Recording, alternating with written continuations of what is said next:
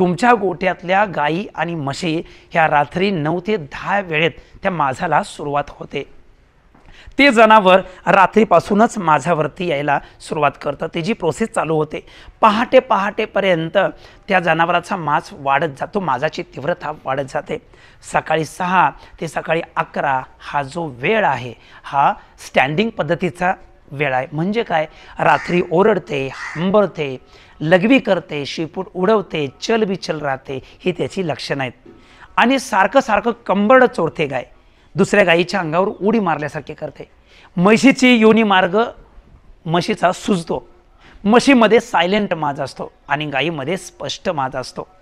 गाय माझ्यावरती आलेली कळते का, ही सांगितलेली लक्षणं परिपूर्ण त्याच्यामध्ये दिसून येतात। बहुतेक म्हशी फक्त आरडाओरड करतात, बाकीच्या जवळजवळ 90% म्हशी ह्या शांत बसून जातात। खाली बसल्यानंतर गर्भातून किंवा योनी मार्गातून काचेसारखा असा बळस पाझरतो आणि तो जमिनीवर किंवा कॉन्क्रीटच्या गोठ्यावर पडून राहतो।